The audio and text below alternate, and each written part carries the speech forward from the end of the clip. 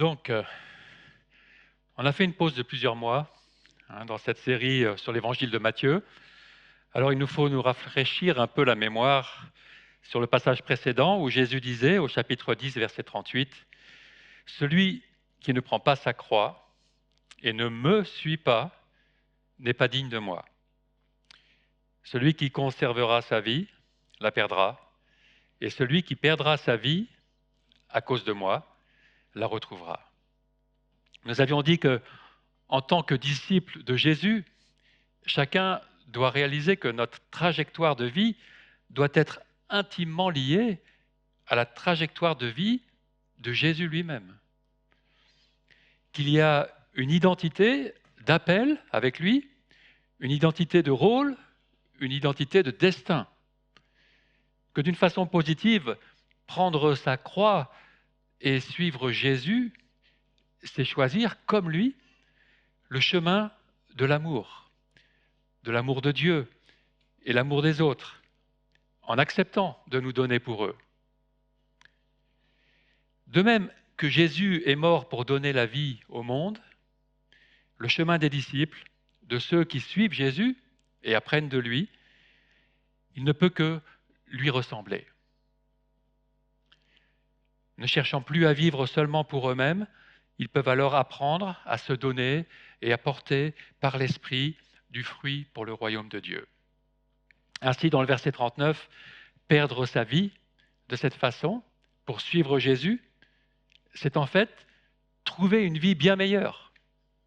Déjà dans cette vie, parce que c'est une vie qui partage sa vie, pleinement au cœur de la volonté de Dieu, mais mieux encore, cette première vie perdue à cause de Jésus ne se termine pas par la mort. Elle est retrouvée dans sa plus forte dimension d'une vie éternelle, glorieuse, dans le plus grand bonheur qui soit. Comme Dieu est la source de la vie, comme il est le Créateur, et qu'il est infiniment plus grand et sage que nous devons lui reconnaître cette prétention légitime qu'il a de régner sur notre vie. Cela inclut notre destinée, notre emploi du temps, nos finances, nos relations, toute notre vie. Il veut que nous cessions de vouloir contrôler notre propre destin sans lui et que nous le laissions nous diriger. Cela est dans l'ordre des choses de l'univers. De même que Jésus a su dire à son Père céleste que ce soit non pas ma volonté, mais la tienne qui se fasse, ses disciples reconnaissent la primauté de la volonté de Dieu sur leur propre volonté. Suivre Jésus signifie suivre le chemin que lui a suivi, qui n'était non pas un chemin qu'il aurait pu choisir, du luxe, du pouvoir, des honneurs terrestres, mais le chemin de l'humilité et du don de soi.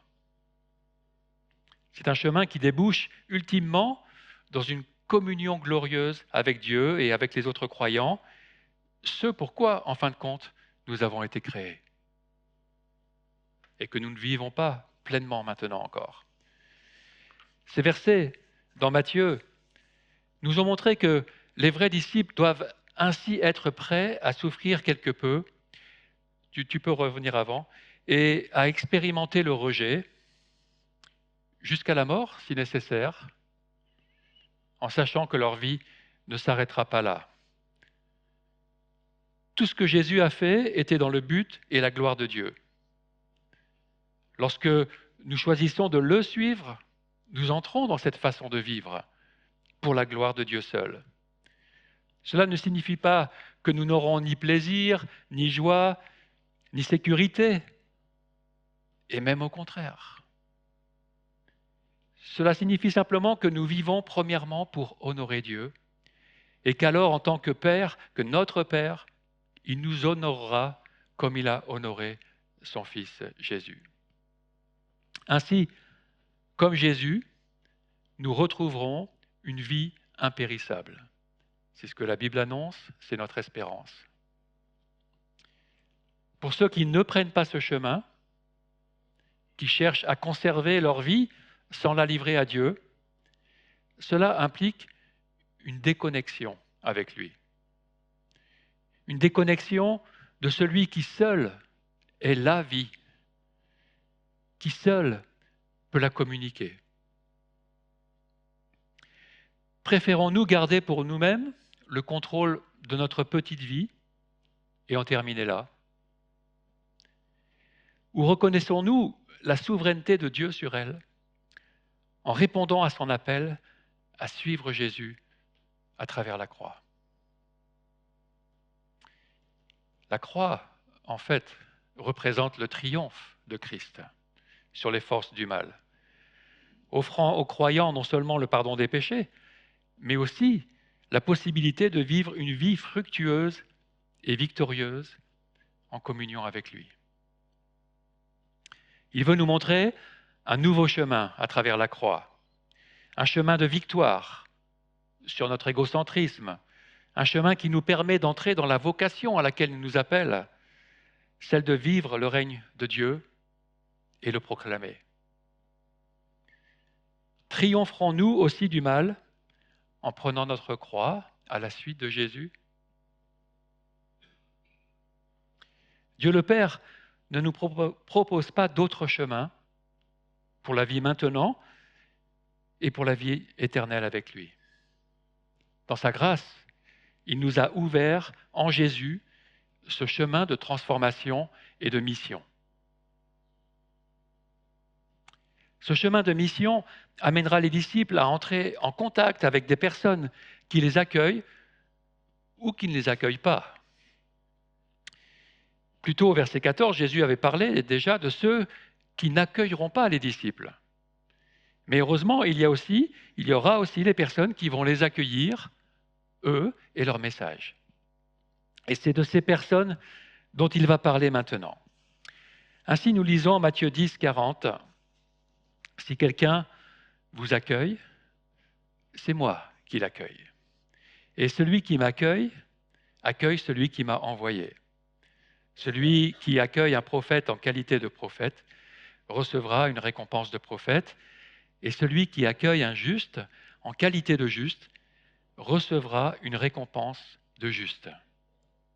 Et si quelqu'un donne à boire ne serait-ce qu'un verre d'eau froide à l'un de ses petits, parce qu'il est mon disciple, je vous le dis en vérité, il ne perdra pas sa récompense. » Merci à celui qui a mis les bouteilles d'eau fraîche là-bas derrière. Il ne va pas perdre sa récompense.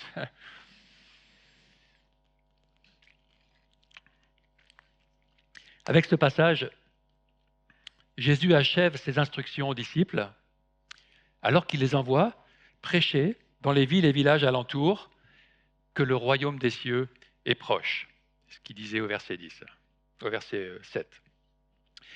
Et c'est d'ailleurs ce que Jésus va faire lui-même au verset suivant, qui dit au chapitre 11, verset 1, « Lorsque Jésus eut fini de donner ses instructions à ses 12 disciples, il partit de là pour enseigner et prêcher dans leur ville. » Encore une fois, nous sommes donc dans cette identification complète, cette uniformité entre la mission de Jésus et celle qu'il donne à ses disciples.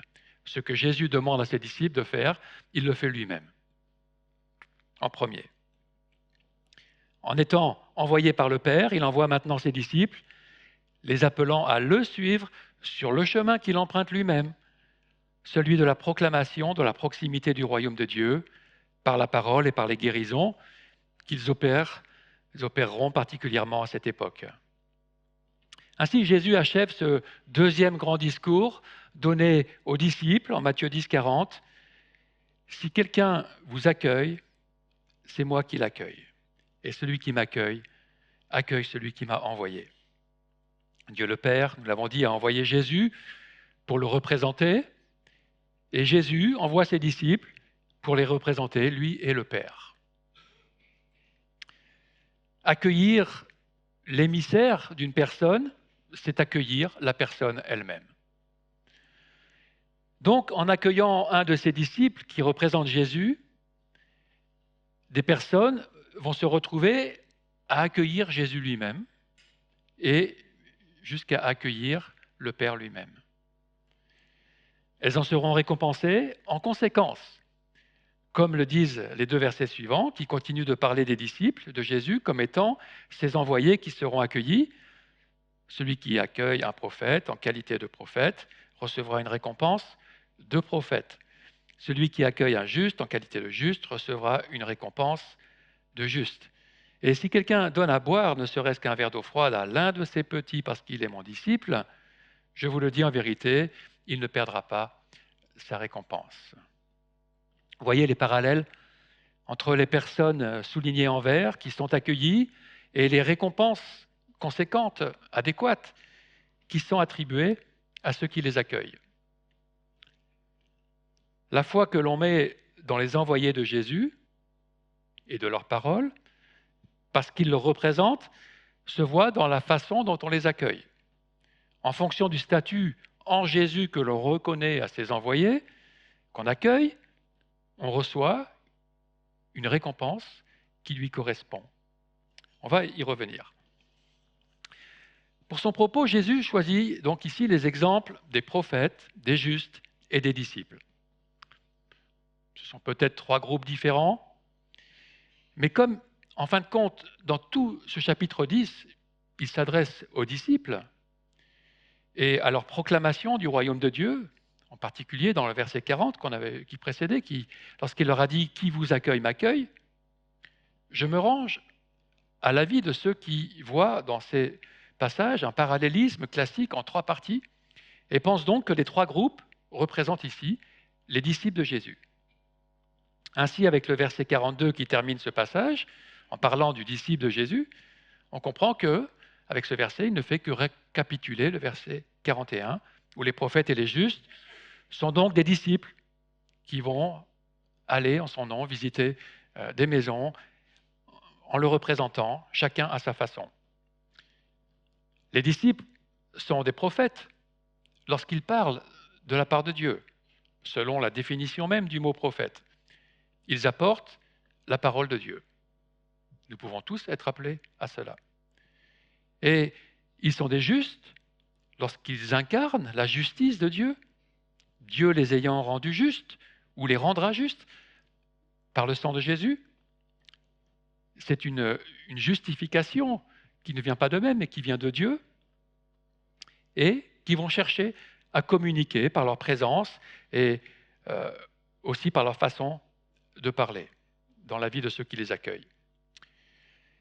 Ces mots, donc là, à la fin du discours de Jésus, pour préparer ses disciples à l'envoi qu'il a fait, à leur mission, ça devrait les encourager. Ce n'est pas que du négatif qui va se passer pour eux. Hein, ce n'est pas que le rejet, il y a aussi l'accueil. Jésus leur fait bien comprendre cela. Ils ne seront pas toujours rejetés. Et aussi, lorsqu'ils seront accueillis, ils apporteront une bénédiction dans la vie de ceux qui les accueillent. La même bénédiction qu'ils ont eux-mêmes reçue en devenant des disciples de Jésus, en recevant ce que Dieu leur a dit en Jésus. Qu'est-ce que ça veut donc dire recevoir une récompense de prophète ou une récompense de juste? Nous l'avons dit, la récompense est liée à la foi que la personne qui accueille met dans la personne envoyée par Jésus pour le représenter. Elle reconnaît un prophète, un juste ou un disciple de Jésus et l'accueille en conséquence, par l'hospitalité et en écoutant ce qu'il a à dire de la part de Jésus, de la part de Dieu. L'évangile de Luc a ici, chapitre 10, verset 16, « Celui qui vous écoute, m'écoute.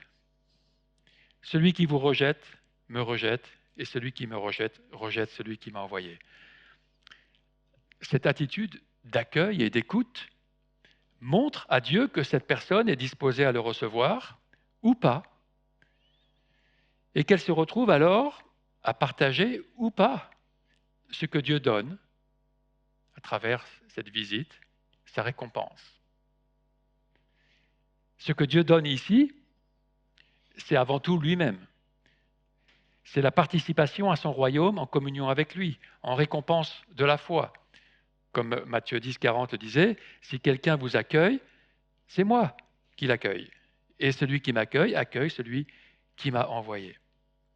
Accueillir et écouter un disciple envoyé de Jésus, c'est accueillir et écouter Dieu lui-même. On voit cela se réaliser d'une façon toute pratique dans un autre écrit du Nouveau Testament, dans la lettre de Paul aux Thessaloniciens. L'apôtre Paul rend grâce à Dieu pour leur attitude, car ils ont fait exactement cela, en 1 Thessaloniciens 2,13, en recevant la parole de Dieu que nous vous avons fait entendre, vous l'avez accueillie, non pas comme la parole des hommes que nous sommes, mais comme ce qu'elle est vraiment, la parole de Dieu, en vous qui croyez. En accueillant la parole des envoyés de Christ, les Thessaloniciens l'ont accueillie en croyant qu'elle venait de Dieu. C'est alors que la parole de Dieu a pu produire le salut chez eux. Elle a ainsi pu agir dans leur cœur et commencer à les transformer, jusqu'à même les rendre plus tard capables de souffrir la persécution pour Christ en étant devenus ses témoins. Paul avait fait écho à cela un peu plus tôt, au chapitre 1, verset 6. « Vous-même, vous êtes devenus nos imitateurs et ceux du Seigneur en accueillant la parole au milieu de grandes difficultés avec la joie du Saint-Esprit. » La parole accueillie avec foi va continuer à faire son œuvre chez les Thessaloniciens, au point que Paul leur dira, vraisemblablement quelques mois plus tard, dans sa seconde lettre, en 2 Thessaloniciens 1,3, « Frères et sœurs, nous devons constamment dire à Dieu toute notre reconnaissance à votre sujet, et cela est juste parce que votre foi fait de grands progrès et que l'amour mutuel dont vous vous portez tous augmente de plus en plus. Aussi sommes-nous fiers de vous dans les églises de Dieu à cause de votre persévérance et de votre foi au milieu de toutes les persécutions et les difficultés que vous supportez. » On voit le travail de l'Esprit de Dieu, de la parole de Dieu dans la vie de ces personnes qui sont capables maintenant de vivre, de porter leur croix à la suite de Christ. Alors revenons à notre texte de Matthieu 10, 42, où on peut voir ce même mouvement qui commence dans la vie de celui qui accueille un disciple de Jésus. Donner à boire, ne serait-ce qu'un verre d'eau froide, faisait simplement partie des règles d'hospitalité de base dans le Moyen-Orient. C'était un don que même une personne la plus pauvre pouvait offrir. Bien que si l'eau était fraîche et non à température ambiante, c'est a priori parce qu'il y avait quand même eu un effort d'attention supplémentaire, que l'eau avait été puisée dans un puits profond ou qu'elle avait été conservée dans un endroit frais. Il n'y avait pas de frigo à l'époque. L'idée est que ce verre d'eau froide désaltère et rafraîchisse le visiteur qui doit en avoir bien besoin. Ce geste, qui n'est donc pas extraordinaire en lui-même, est toutefois fait ici. Pourquoi ? Parce que le visiteur est un disciple de Jésus. Il montre donc une intention de faire du bien à un envoyé de Jésus, même si l'envoyé de Jésus est tout à fait insignifiant aux yeux humains. Le verset 42 montre bien que ces petits auxquels le verre est donné était un terme que Jésus donnait à ses disciples, et cela se confirmera plus tard, par exemple dans Matthieu 18. Les disciples de Jésus, même ses apôtres, étaient insignifiants pour la société. Ils étaient des hommes simples, sans grande éducation, ou des femmes même, au point qu'ils étaient parfois méprisés par les autorités religieuses. Les accueillir comme des envoyés de Christ et de Dieu le Père, même si ce n'était qu'avec un verre d'eau, et on comprend que Jésus parle ici du minimum, que si les personnes avaient eu la possibilité, ils auraient fait plus. Les accueillir donc comme des envoyés de Dieu, ces personnes simples, insignifiantes, demandaient un regard de foi. Un regard qui va au-delà des humbles apparences. Mais cette attitude de foi, d'accueil et d'attention portée ne passe pas inaperçue aux yeux de Dieu. Elle ouvre la porte à ses bénédictions spirituelles. Quand quelqu'un honore un prophète ou un juste ou un disciple, précisément parce qu'il est prophète, juste ou disciple, reconnaissant ainsi l'origine divine de sa vocation, il se place dans une position qui lui permet de recevoir les bienfaits spirituels qui découlent de son propre alignement avec les desseins de Dieu, parce qu'il accueille Dieu lui-même. Il en ressort que celui qui accueille le messager de Christ, qui accueille donc sa parole, recevra, nous dit le texte, la même récompense que le messager lui-même. C'est-à-dire ce que le messager a lui-même reçu par la foi en Christ avant d'être envoyé. Cette vie nouvelle qui vient de Dieu, la vie nouvelle en communion avec Dieu dans son royaume éternel.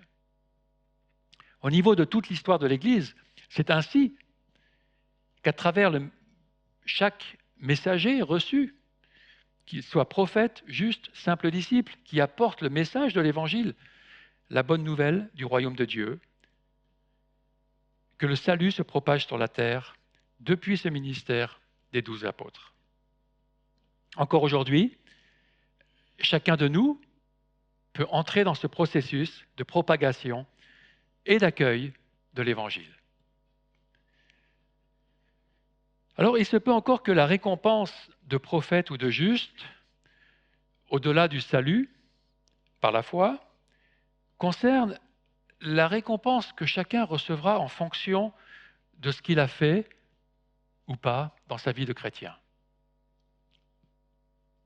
Une doctrine biblique importante est que Jésus évaluera le comportement de chacun d'entre nous. Et notre récompense dans la vie à venir dépend en partie de la façon dont nous avons servi dans cette première phase actuelle du royaume de Dieu. On comprend que la manière dont nous le servons dans cette vie détermine la manière dont nous le servirons dans l'éternité. Un passage de l'Apocalypse peut éclairer cela. Il y a apparemment d'ailleurs aussi question de ces trois catégories de personnes, cette fois-ci sous la forme de prophètes, saints et petits et grands, qui reçoivent leur récompense une fois que le royaume du monde est remis au Seigneur, Jésus-Christ, et que le jugement dernier commence. Et les mots prophète et petit et récompense sont les mêmes que dans notre passage de Matthieu. Seul le mot juste est remplacé par le mot saint, mais on peut dire que c'est équivalent et qu'il s'agit des mêmes personnes. Nous lisons Apocalypse 11, verset 15, « Des voix fortes retentirent dans le ciel. Elles disaient, « Le royaume du monde est remis à notre Seigneur et à son Messie, et il régnera au siècle des siècles. » Juste petit aparté, on va parler de l'Apocalypse samedi prochain. Vous voyez que déjà ici, au chapitre 11, c'est-à-dire au milieu de l'Apocalypse, il est question déjà de la fin des temps, du jugement de Dieu. Juste petite remarque pour montrer que l'Apocalypse n'est pas seulement linéaire, c'est aussi des cycles qui reviennent et qui s'amplifient. Mais c'est juste un petit aperçu de l'étude de samedi prochain. Verset 16, « Les 24 anciens qui étaient assis devant Dieu sur leur trône se prosternèrent, le visage contre terre, et ils adorèrent Dieu en disant, « Nous te remercions, Seigneur Dieu Tout-Puissant, toi qui es et qui étais. » Il ne dit pas « et qui vient », comme il dit d'habitude, parce qu'il est déjà venu. « Parce que tu as exercé ta grande puissance et établi ton règne. » Verset 18, « Voici le moment de juger les morts et de récompenser tes serviteurs, les prophètes, les saints, ceux qui craignent ton nom, petits et grands. » Ces récompenses de la fin des temps seront pour ceux qui sont restés fidèles dans la foi en Jésus. Ils sont passés par les épreuves de la vie et du témoignage, mais ils n'ont pas craint ce que pouvait leur faire le monde, au point de renoncer à leur témoignage ou à leur position de chrétien.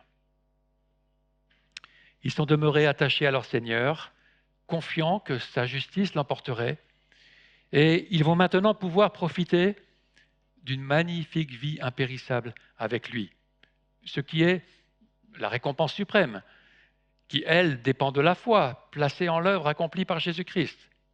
Ne nous trompons pas, ce n'est pas un salut par les œuvres, c'est un salut par la foi.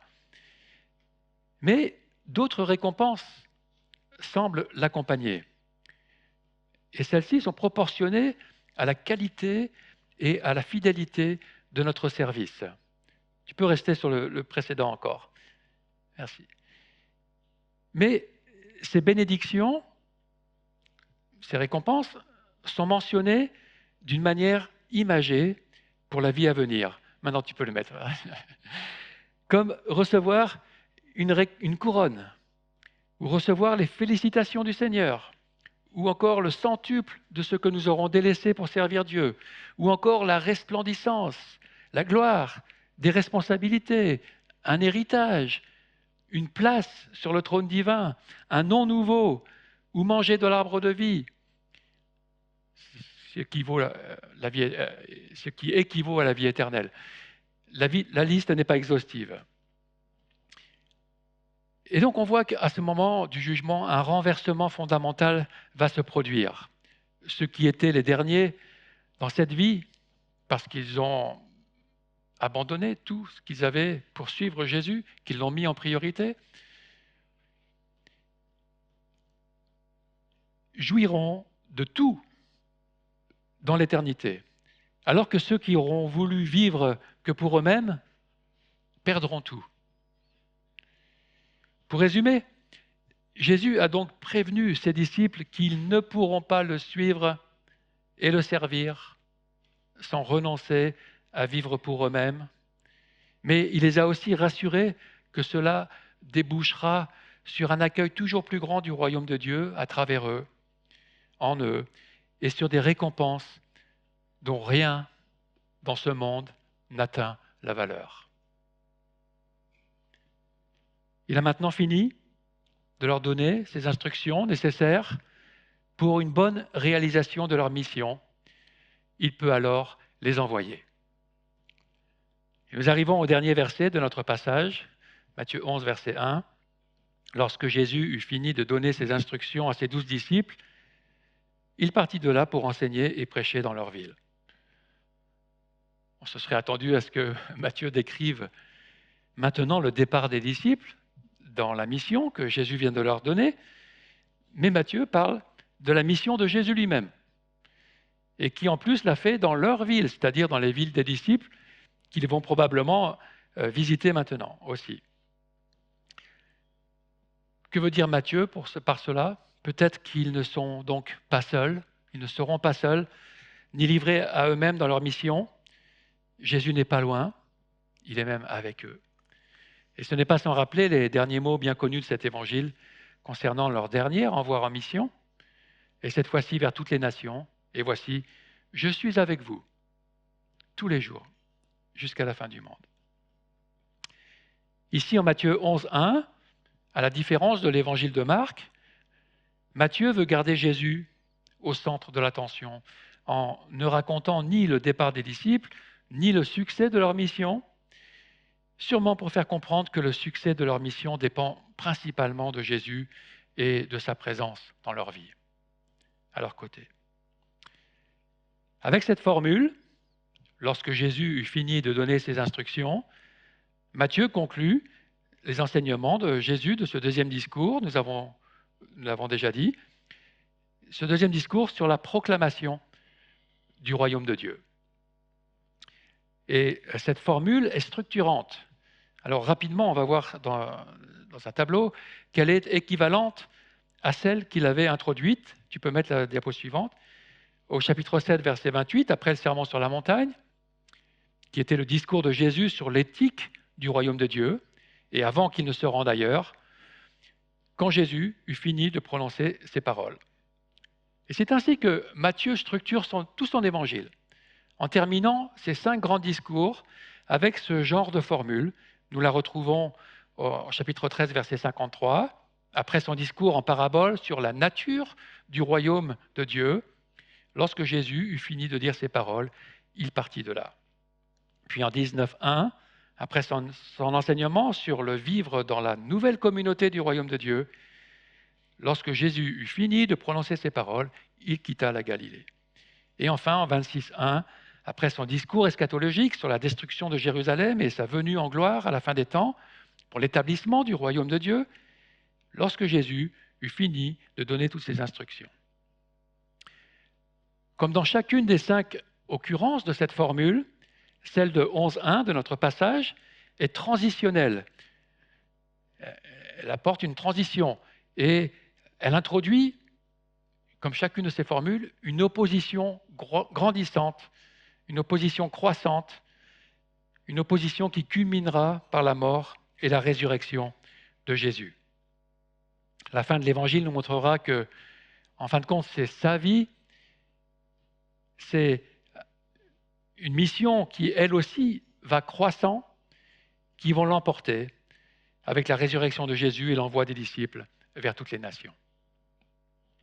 Nous retrouvons en cela le parcours que devront prendre les disciples à la suite de Jésus et selon son modèle, celui de la mort à eux-mêmes pour servir Dieu et leurs prochains, puis celui d'une résurrection glorieuse qui couronnera le tout. Alors vous savez que les disciples ont d'abord été très perplexes face à ces mots de Jésus. Et au chemin, à sa suite, qu'il leur demandait de prendre leur croix, instrument de mort. Mais c'est pourtant ce qu'ils feront. Ils témoigneront de la bonne nouvelle du règne de Dieu jusqu'au bout de leur vie, qu'elle ait été écourtée par les persécutions ou pas. Je ne sais pas comment vous vous sentez face à ces exigences de Jésus. Peut-être sommes-nous face à la même perplexité, n'est-ce pas, que les disciples. Nous l'entendons nous parler de récompense pour notre accueil de sa parole, pour notre témoignage et notre service, sachant que le coût de ce service et de ce témoignage est celui de l'abandon de notre vie indépendante de lui. Cela peut entraîner des situations difficiles pour cette vie, mais aussi de très beaux moments. Notre défi est de marcher à la suite de Jésus, de l'imiter, comme l'ont fait ses premiers disciples. Et comme eux, nous pouvons le faire, car il nous équipe pour cela et nous avons la promesse qu'il nous accompagne sur ce chemin, qu'il ne nous abandonnera pas et que c'est lui qui aura le dernier mot de l'histoire de notre vie. Le royaume de Dieu va irrémédiablement s'établir. C'est écrit depuis toujours. Mais faisons-nous partie de ce mouvement? Sommes-nous sur ce chemin sur lequel Jésus nous appelle à le suivre? Prions.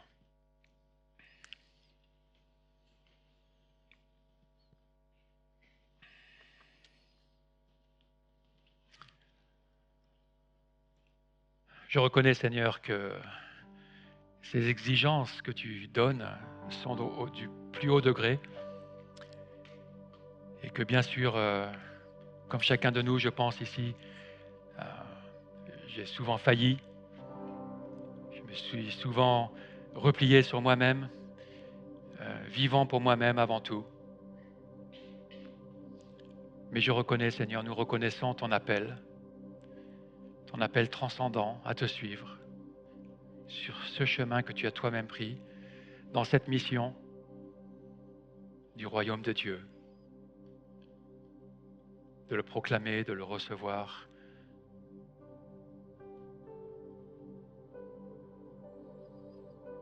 Nous reconnaissons ton droit, Seigneur, à régner. Et nous te prions, Seigneur, de régner dans nos vies en premier. D'abord, avant que ton règne total ne vienne. Tu en es digne, Seigneur. Merci pour ta grâce. Merci pour la vie que tu nous offres d'abord, la vie éternelle en Jésus-Christ. Et pour cette vie à laquelle tu nous appelles, pour laquelle tu nous équipes.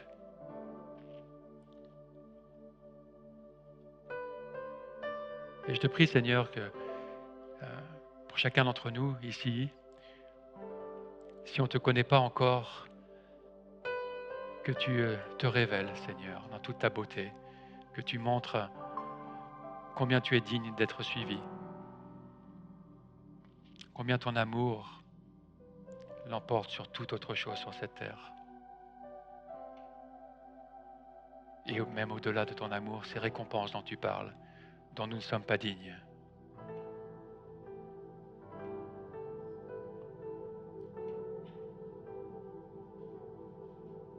Merci Seigneur pour ta grâce, pour ton pardon, pour ton désir que nous nous relevions et que nous marchions à nouveau à ta suite dans ce chemin de gloire, dans ce chemin d'amour, de don de soi.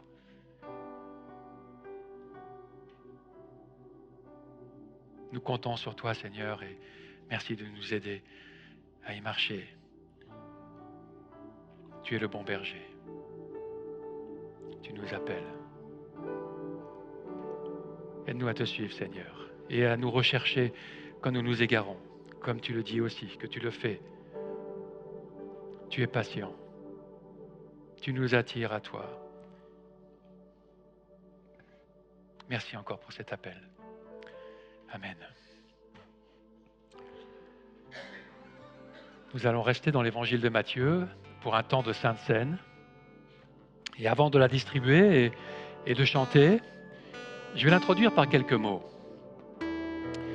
Mais les équipes de louange et de distribution peuvent se préparer pendant cette introduction. Nous lisons en Matthieu 26, 26, pendant qu'il mangeait, Jésus prit du pain.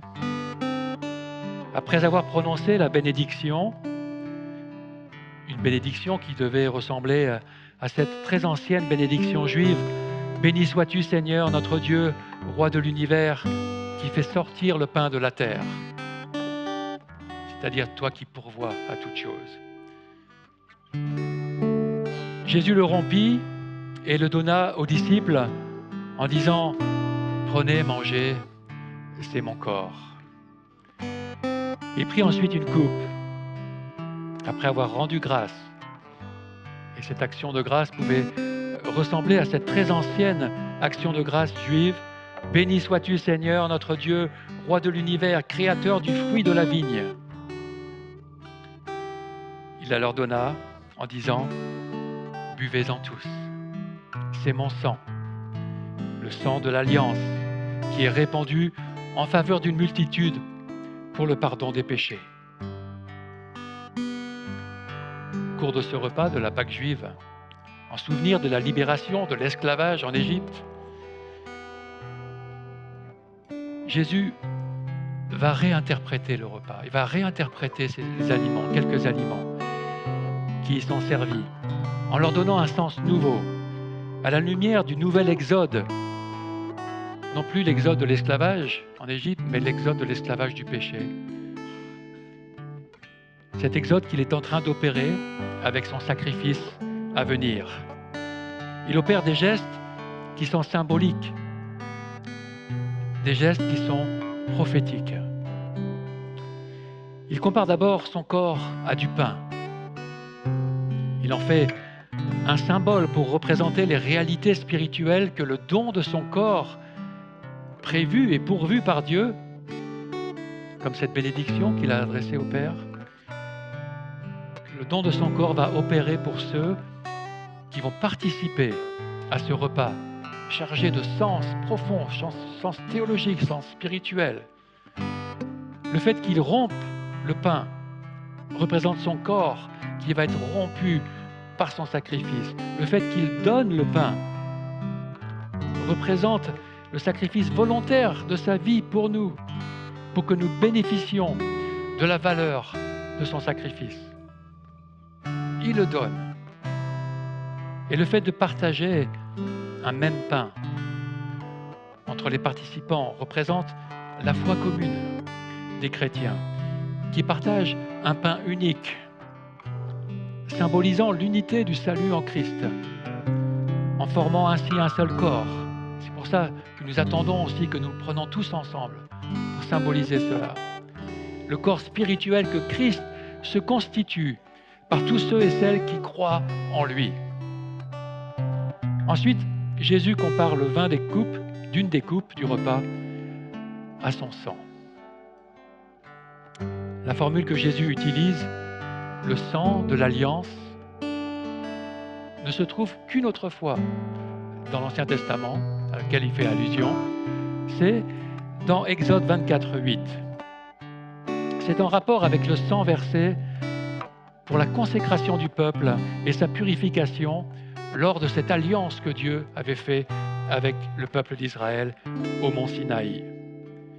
Et Jésus utilise cette formule unique, le sang de l'alliance, pour parler maintenant de son sang qui va être répandu. Il symbolise donc une nouvelle alliance qui était aussi prévue par le Père.